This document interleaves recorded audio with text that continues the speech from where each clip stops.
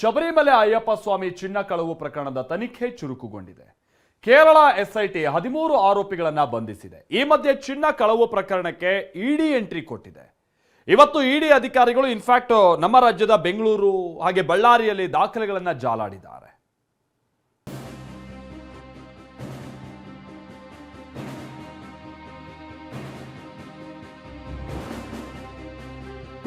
ಶಬರಿಮಲೆ ಅಯ್ಯಪ್ಪ ಸ್ವಾಮಿ ದೇಗುಲದ ಚಿನ್ನ ಕಳ್ಳತನ ಪ್ರಕರಣ ತನಿಖೆ ಚುರುಕುಗೊಂಡಿದೆ. ಅತ್ತ ಕೇರಳದ ಎಸ್ಐಟಿ ತನಿಖೆ ನಡೆಸ್ತಾ ಇದೆ.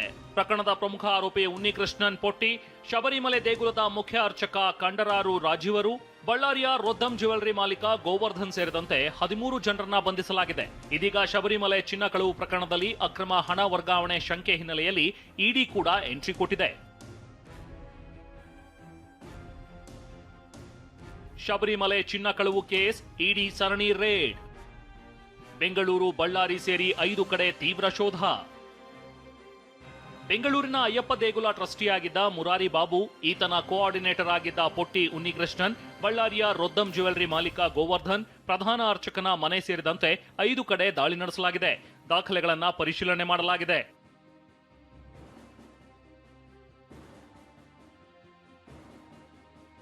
ಅತ್ತ ಬಳ್ಳಾರಿಗೆ 2 ಇನೋವಾ ಕಾರಿನಲ್ಲಿ ಎಂಟ್ರಿ ಕೊಟ್ಟಿದ್ದ 9 ಇಡಿ ಅಧಿಕಾರಿಗಳು ದಾಖಲೆ ಪರಿಶೀಲನೆ ನಡೆಸಿದ್ದಾರೆ. ರೊದ್ದಂ ಜ್ಯುವೆಲರಿ ಮತ್ತು ಕೋಟೆ ಪ್ರದೇಶದಲ್ಲಿರುವ ಮಾಲೀಕ ಗೋವರ್ಧನ್ ಮನೆಯಲ್ಲೂ ಪರಿಶೀಲನೆ ನಡೆಸಲಾಗಿದೆ.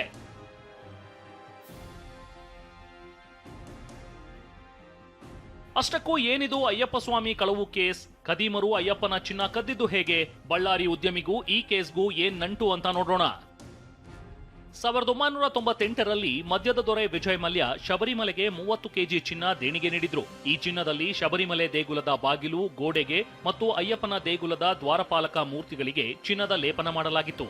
ಶಬರಿಮಲೆ ದೇಗುಲದ ಅರ್ಚಕರ ಮಾಜಿ ಸಹಾಯಕ ಮತ್ತು ಉದ್ಯಮಿ ಉನ್ನಿಕೃಷ್ಣನ್ 2019ರಲ್ಲಿ ಚಿನ್ನದ ಮರುಲೇಪನಕ್ಕೆ ಅಂತ ಫಲಕಗಳನ್ನ ಪಡೆದಿದ್ದ. ಈ ಚಿನ್ನದ ಫಲಕಗಳನ್ನ ಬೆಂಗಳೂರು ಸೇರಿದಂತೆ ಹಲವೆಡೆ ತೆಗೆದುಕೊಂಡು ಹೋಗಿದ್ದ. ಬಳಿಕ ಚೆನ್ನೈನಲ್ಲಿ ಫಲಕಗಳನ್ನ ಕರಗಿಸಿ ಚಿನ್ನವನ್ನ ಕದ್ದಿದ್ದಾನೆ ಅನ್ನೋ ಆರೋಪ ಇದೆ. ಹೀಗೆ ಕದ್ದ ಅಯ್ಯಪ್ಪ ಸ್ವಾಮಿ ಚಿನ್ನದಲ್ಲಿ 474 ಗ್ರಾಂ ಚಿನ್ನವನ್ನ ಉನ್ನಿಕೃಷ್ಣನ್ ಬಳ್ಳಾರಿಯ ರೊದ್ದಂ ಜ್ಯುವೆಲರಿ ಮಾಲೀಕ ಗೋವರ್ಧನ್ಗೆ ಮಾರಾಟ ಮಾಡಿರ್ತಾನೆ. ಇದೇ ಕಾರಣಕ್ಕೆ ಕಳೆದ ಅಕ್ಟೋಬರ್ನಲ್ಲಿ ಕೇರಳ ಎಸ್ಐಟಿ ರೊದ್ದಂ ಜ್ಯುವೆಲರಿ ಮೇಲೆ ದಾಳಿ ನಡೆಸಿತ್ತು. ಈಗ ಇಡಿ ತಲಾಶ್ ನಡೆಸಿದೆ. ಬೆಂಗಳೂರಿನಿಂದ ಶಿವಪ್ರಸಾದ್ ಜೊತೆ ವಿನಾಯಕ್, ಟಿವಿ9 ಬಳ್ಳಾರಿ.